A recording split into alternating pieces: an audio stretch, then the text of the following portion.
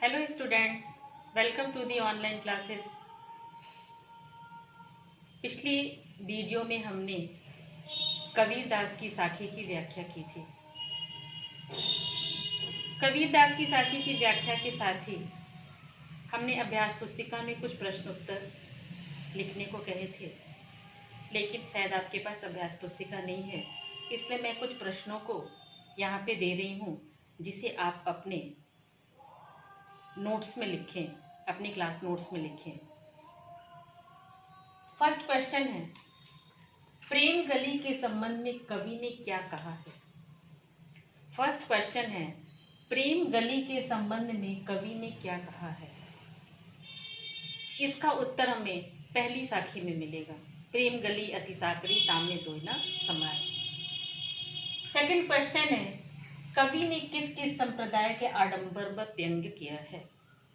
Second question है, कवि ने किस किस संप्रदाय के आडंबर पर व्यंग किया है।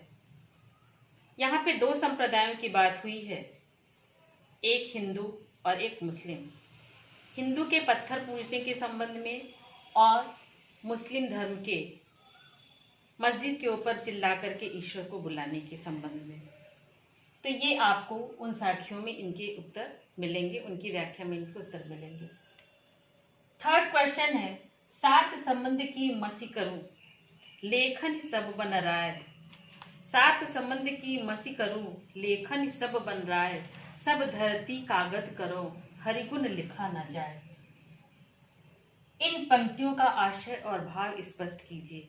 इन पंक्तियों में ईश्वर के गुण के बारे में लिखना है कि सातों समुद्र को मिला लिया जाए, सभी जंगलों को लेखनी बना लिया जाए, सभी धरती को कागज बना लिया जाए, संपूर्ण धरती को कागज बना लिया जाए, तभी ईश्वर के गुण को नहीं लिखा जा सकता है। इसके भाव और आशय को आप अपने शब्दों में लिखें।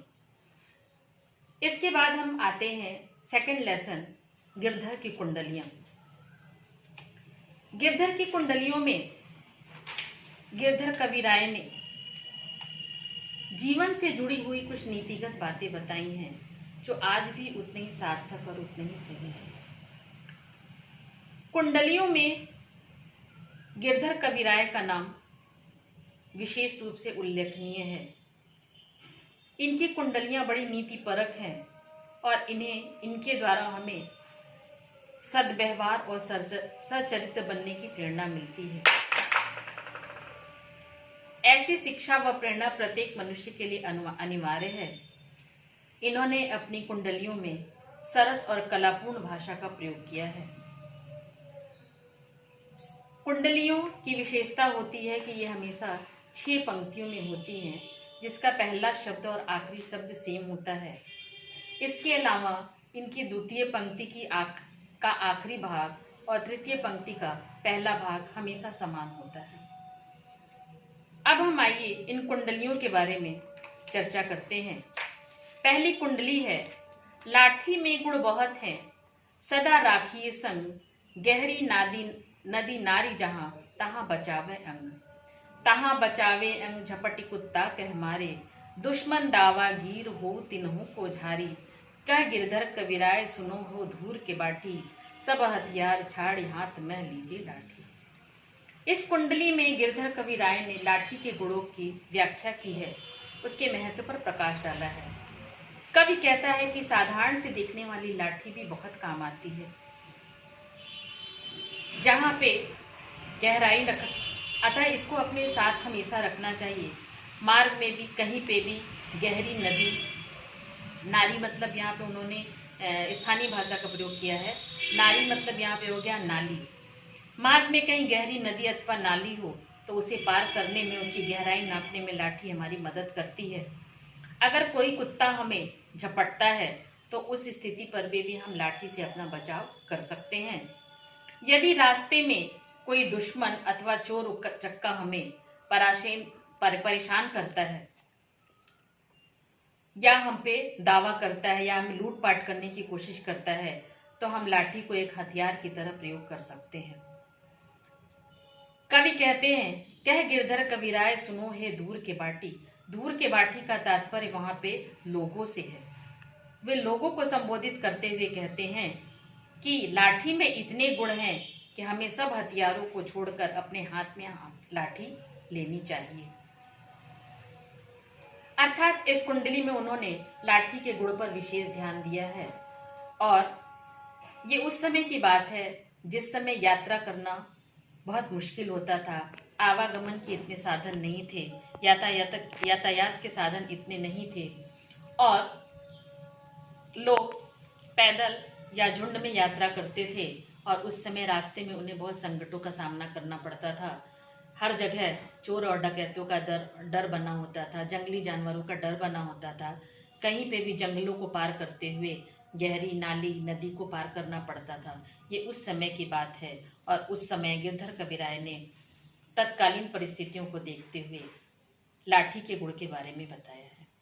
दूसरी कुंडली है, कमरी थोरे दाम की बहुते आवे काम, खासा मलमल वापता उनकर राखे मान बंत जा आड़े आवे, बकुचा बांधे मूट राति को झारी बिछावे।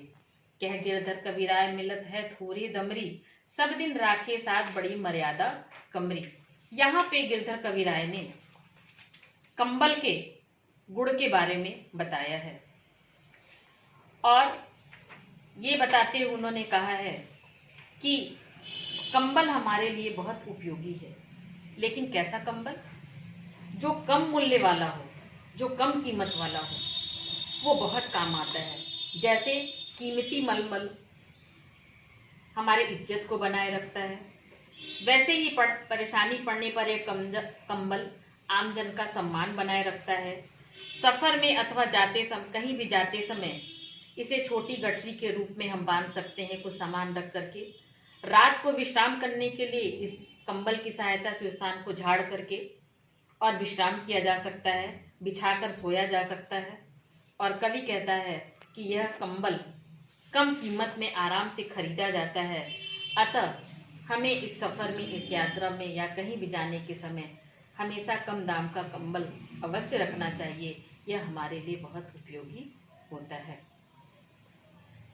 अब इन्होंने अपनी तीसरे कुंडली में कहा है, गुण के गाहक सहस नर, बिन गुण लहै न कोय, जैसे कागा कोकिला, शब्द सुने सब कोय। शब्द सुने सब कोय कोकिला सबे सुहावन, दो को एक रंग काग सब भय अपावन।